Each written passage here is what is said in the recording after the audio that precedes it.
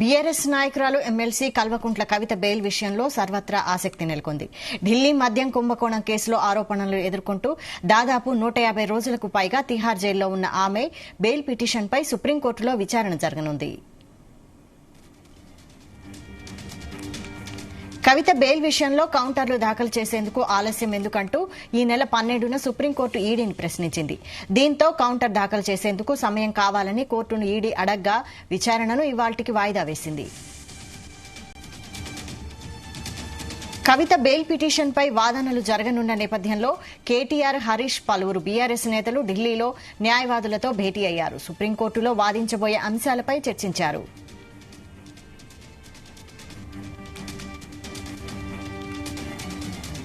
Bail వస్తే okay, ఒకవేళ bail రాని పక్షంలో తదుపరి కార్యాచరణ ఏమిటి, న్యాయ పోరాటం ఎలా చేయాలి అనే అంశాలపై చర్చించారు. బెయిల్పై కౌంటర్ దాఖలు విషయంలో ఆలస్యం ఎందుకు చేస్తున్నారంటూ ఈడీని సుప్రీంకోర్టు ప్రశ్నించిన నేపథ్యంలో ఈసారి కవితకు బెయిల్ వస్తుందని ఆమె కుటుంబ సభ్యులు, బీఆర్ఎస్ నేతలు ఆశాభావంతో ఉన్నారు. ఇదే అంశంపై మరిన్ని details crime bureau chief Ravi Teja అందిస్తారు. రవితేజ, సుప్రీంకోర్టులో కవిత వేసినటువంటి బెయిల్ పిటిషన్ ఈ రోజు విచారణ జరిగేటువంటి అవకాశం ఉంది. ఇప్పటికే రెండు వైపుల నుంచి కూడా వాదనలు విన్నటువంటి ధర్మాసనం ఈ 27వ తేదీన కవిత బెయిల్ పిటిషన్ పైన అభిప్రాయాన్ని వ్యక్తం చేస్తామంటూ కూడా ఈ రోజు వాయిదా వేయడంతో మరి కాసేపట్లో 10:30-11 ప్రాంతాల్లో కవిత బెయిల్ పిటిషన్ కి సంబంధించినటువంటి విచారణ సుప్రీంకోర్టులో మొదలయ్యి దీనిపై ఒక కీలక అభిప్రాయాన్ని వ్యక్తం చేసేటువంటి అవకాశం ఉంది. గతంలోనే దర్యాప్తు సంస్థలకు సుప్రీంకోర్టు కౌంటర్ దాఖలు చేయడం విషయంలో ఎందుకు ఆలస్యం చేస్తా ఉన్నారనే దానిపై కూడా ప్రశ్నించడంతో కౌంటర్ దాఖలు చేయడానికి కొంత టైం కావాలంటూ కూడా ఈ నెల 12వ తేదీన సుప్రీంకోర్టుకు ఆ విషయం తెలియజేయడంతో కేసు తిరిగి 27కు ఈ రోజు వాయిదా పడడం జరిగింది. ఈ రోజు దర్యాప్తు సంస్థలైనటువంటి ఈడీ, సిబిఐ తరఫున కౌంటర్ దాఖలు చేసినటువంటి వెంటనే కవితకు బెయిల్ అంశంపై కూడా కవిత న్యాయవాదుల వాదనలు, అటు దర్యాప్తు సంస్థల తర్వాత వాదనలు విన్నటువంటి వెంటనే కోర్టు ఈ రోజు ఒక నిర్ణయం తీసుకునేటువంటి అవకాశం ఉంది.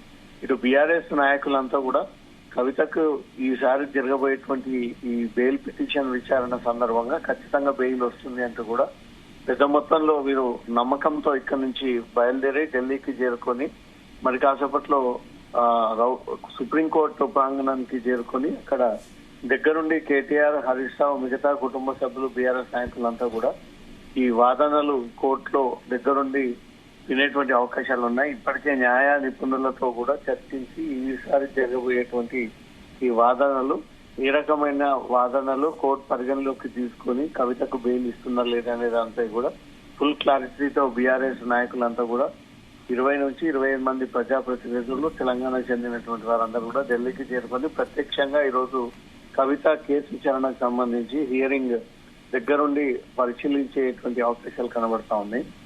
దాంతో పాటు ఇటు కవిత న్యాయ నిపుణులందరూ కూడా గతంలో మనీష్ సిసోడియాకు ఇతర ఈ కేసు నిధులకు ఇచ్చినటువంటి బెయిల్ కాపీస్ అన్ని కూడా పరిశీలన చేపట్టి అవే గ్రౌండ్స్ ని ప్రిపేర్ చేసి వీళ్ళు ఈ బెయిల్ పిటిషన్ దాఖలు చేయడం జరిగింది. సేమ్ ఈ రోజు గతంలో ఈ మనీష్ సిసోడియాకి ఇచ్చినటువంటి బెయిల్ మధ్యంతర బెయిల్ లాగానే కవిత కూడా ఈ రోజు మధ్యంతర బెయిల్ దొరికేటువంటి అవకాశాలు కూడా కనబడతా ఉన్నాయి.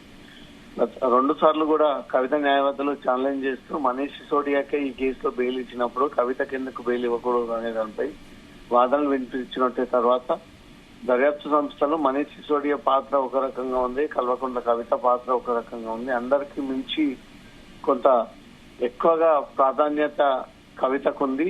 ఈ కేసులో హై ప్రియారిటీ తనే, ఈ కేసులో కీలకమైనటువంటి నిందితురాలు తనే కాబట్టి తనకు బెయిల్ ఇవ్వకూడదు అనేది మాత్రం దర్యాప్తు సంస్థలు మొదటి నుంచి ఇవే వాదనలు వినిపిస్తూ ఆ బెయిల్ ని తిరస్కరించుకుంటూ వస్తా ఉన్నారు. ఈ రోజు బెయిల్ లభ్యమయ్యేటువంటి అవకాశం ఉంది. సుమారు 150 రోజులకు పైగా కవిత తిహార్ జైల్లోనే అండర్ ట్రయల్ ఖైదీగా ఉంది. అనేక సమస్యలు ఎదుర్కొంటా ఉంది. అనారోగ్యపరమైనటువంటి సమస్యలను ఎదుర్కొంటా ఉంది. కుటుంబానికి దూరంగా, రాష్ట్రానికి దూరంగా తెలియనటువంటి ప్రాంతంలో పోయి 150 రోజుల పాటు తన జైలు జీవితం గడుపుతా ఉంది. కాబట్టి ఇవన్నీ విషయాలను కూడా గతంలో కోర్టు దృష్టికి తీసుకెళ్లినప్పుడు కోర్టు అవేవి కూడా మానవత్వంతో వ్యవహరించకుండా కేసులో కవిత పాత్ర ఏంటి, కవిత ఎంత మేరకు ఇన్వాల్వ్ అయ్యింది, ఇంత కుట్ర పాల్పడడానికి గల కవిత ఆలోచన ఏంటనే దానిపై మాత్రమే కోర్టు ప్రతిదీ క్షుణ్ణంగా పరిశీలించిన తర్వాతే ఈ కేసుకి సంబంధించినటువంటి బెయిల్ ఇవ్వాలా అవుతా అనే దానిపై కూడా ధర్మాసనం ఇటు ఈడీ సిబిఐ తరఫు వచ్చినటువంటి వాదనలు బట్టే వారి ఇస్తున్నటువంటి స్టేట్మెంట్స్ వాదనలే ఏకీభవించి ఈ బెయిల్ ని తిరస్కరించుకుంటూ వస్తా ఉంది.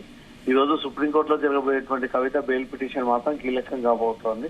ఒకవేళ బెయిల్ రాకపోతే తదుపరి ఏ రకంగా వ్యవహరించాలి, ఎలాంటి కారణాలు చూపాలి, చట్టంలో ఒక మహిళకు ఇన్ని రోజుల పాటు బెయిల్ రాకుండా ఉండి ఇమీడియట్ గా ఆ చట్టంలో ఉన్నటువంటి కొన్ని లూప్ హోల్స్ ని మళ్ళీ పెట్టి బెయిల్ ప్రయత్నం చేయొచ్చు అనే దానిపై కూడా ఈసారి తిరస్కరిస్తే కుటుంబ సభ్యులు దగ్గరుండి న్యాయ నిపుణులతో చర్చించి ఈసారి బలమైనటువంటి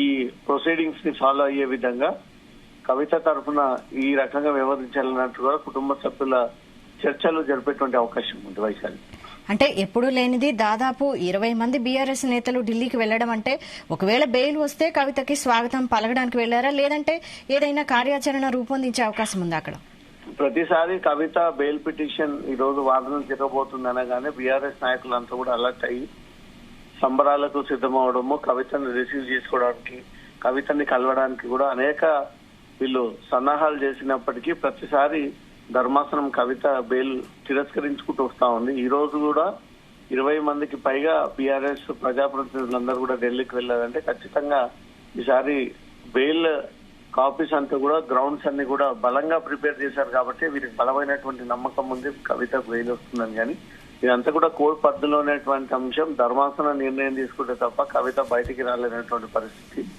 ఈ రోజు జరగబోయేటువంటి ఈ విచారణ మాత్రం కీలకంగానుంది. కవితకు బెయిల్ వస్తుందనే 99% ఎదురు చూస్తా ఉన్నారు బీఆర్ఎస్ నాయకులు.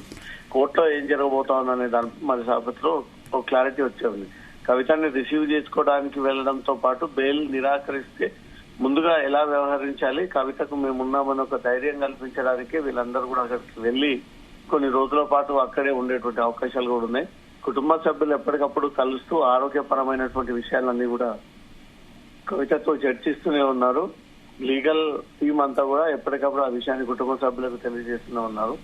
ఈ రోజు బెయిల్ ఇచ్చినట్టయితే మాత్రం సాయంత్రం లోపు కవిత తిహార్ జైలు నుంచి బయటికి రాగా కవితను తీసుకొని తిరిగి హైదరాబాద్ చేరుకునేటువంటి అవకాశాలు ఉన్నాయి. బెయిల్ నిరాకరిస్తే మాత్రం అక్కడే ఉన్నటువంటి న్యాయ నిపుణులతో కవిత తరఫున బంధువులు, పార్టీ నాయకులు, సన్నిహితులు అందరూ కూడా లీగల్ టీమ్ తో చర్చించి ఎలా చేయాలనే దానిపై కూడా న్యాయపరమైనటువంటి సలహాల కోసం వెళ్ళినట్టుగా తెలుస్తోంది. వైశాఖ రైట్, థ్యాంక్ యూ రవితేజ.